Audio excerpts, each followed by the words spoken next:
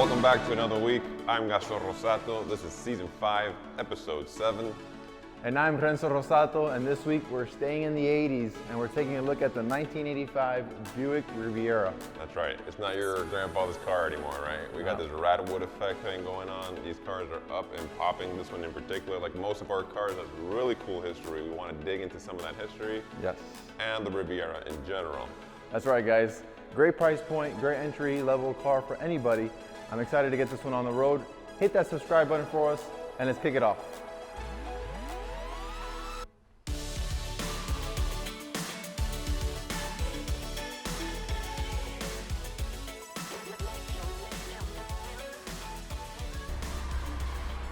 You know, this is 80s luxury. This is American classic at its best, you know, in the 80s. Yeah. These cars are just so smooth to drive.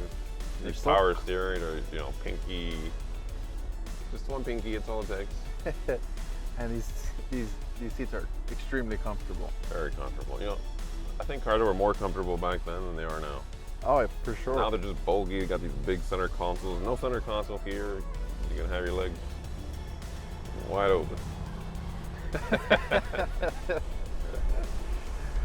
I don't know. The interior color is nice. You got that wine red with the wood trimming inside. Totally 80s. It just gives you this real cool feeling. It's rad. That's what it is. I mean, this was the first model for GM into the personal luxury car, you know, the Riviera. You say Riviera and it resounds, you know, it's something of importance, a lot of history, a lot of years of production, a lot of generations, a lot of innovation, and you know, this car has some of those features that you're not going to see in previous generations, but then you do see them moving forward. Yeah.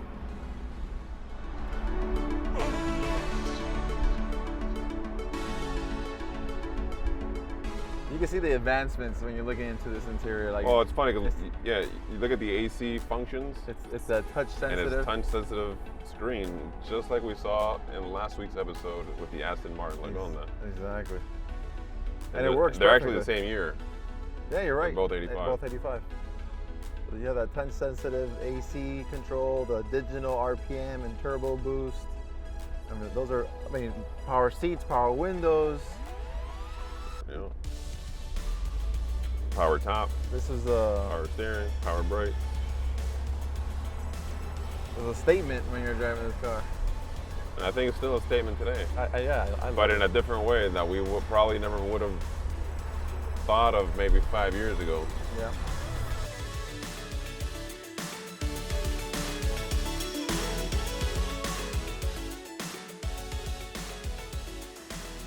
All right, Gaston, it's a beautiful sunny day. Let's give this car its walk around. I think we should start and focus on a little more of the history of the Riviera, right?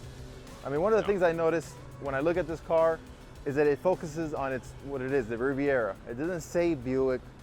There's even an R on here in the front. That's awesome, the way it's badged, yeah. The way it's badged. The interior on the dash, on the passenger side, it says Riviera by Buick. It's not the Buick Riviera, it's a Riviera by Buick, which I love that, it's really cool. So this car started in 1963 and continued production until 1999. Now there was a gap year in 1994 where they had no models come out. Total of 8 generations, this being the 6th generation, which was from 1979 to 1985, okay? This is the first generation that introduces a front wheel drive. Before then, it was all rear wheel drive cars, and the 3.8 liter turbocharged V6 was also the first generation. I love how it says it right here, just like, you know, turbocharged right there on the grill. And you get a reminder of that right there in the front of the grill. So the first couple generations of the Riviera were all very similar in design. They had these, you notice it here very little, where the front end of the quarter panels come up a little bit up. Front fender. The front fender. So the first generations, they really came out, on both ends, with the middle being. Yeah, they stayed true to that line. Yeah, they kind of calmed it down and squared it off a little bit. Yeah, but beautiful color combination on this particular car. You know, this white on that burgundy. It has a white top. Yeah, so it's honestly, it's gorgeous. Totally 80s. So wasn't this one Motor Trend Car of the Year? So I believe it was 1979 where this car did win Motor Trend Car of the Year, and Same generation. Yeah, and the sales had doubled when that happened, which is only normal, right? So tell me about how this car came about. Yeah, so we got a call from a gentleman representing an estate. This car actually belonged to Mr. Jack Miller. Jack Miller was the owner of Jack Miller Buick. This was his personal car for many, many, many years until recently, where we bought it. And it's funny, you do the Carfax, and it's all services completed at Miller Nissan, so another one of his dealers. Just family owned, garage kept, weekend driven, only 62,000 miles. That's really cool, and kind of rare for a car like this to see that. I mean, I feel like it's kind of rare. One owner, well taken care of. Well, these are the ones that are starting to bring some value, you know what I mean? Right. And we want to talk about that a little bit later. And we also, this car has another piece of cool history, where it has some celebrity status and ties to it. So as soon as we get back to the barn, we're going to talk about who actually drove this car at one point. And let's go back to the value.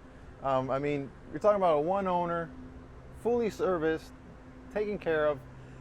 The car drives beautiful. It's I love it. I love it. What's the range for a car like this? We see them from you can pick them up from $5,000, and you can see them range up to $20,000 for extreme low mileage cars. Like you said before, perfect level entry car, something to have fun with, doesn't break the bank, relatively easy to maintain and repair. That's pretty cool. I'm actually maybe considering keeping it. And again, now with the Radwood, everyone's Radwood crazy, all these car shows going on, everybody wants one of these cars. Now's the time to do it. You know what? I think I'm sold. Let me jump in the driver's seat here and let's head back to the barn.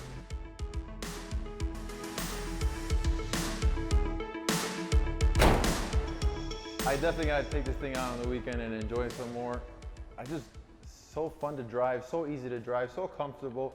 I think it looks beautiful. It's peace of mind driving. Just turn the key and go. So tell me, who was so special who drove this car? Yeah, the car definitely has that celebrity factor, guys. Arnold Schwarzenegger and Maria Shriver drove off in this actual car after their wedding. Okay, they must have been friends with Mr. Jack Miller or doing some kind of promotional work for the dealership. But this is the car they used. We're actually in the process right now of securing that photo documentation, so hopefully we can get that soon. That's awesome. The Terminator himself drove this car. Mr. Terminator. How cool is that? Super cool. Guys, as always, links down below to our social media and website. If you have any questions, please comment down below, like and share this video, and don't forget to subscribe. We'll be here next week with more cool content, more great cars. I'm Renzo Rossato. And I'm Gaston Rossato. We'll see you next week. I'll be back.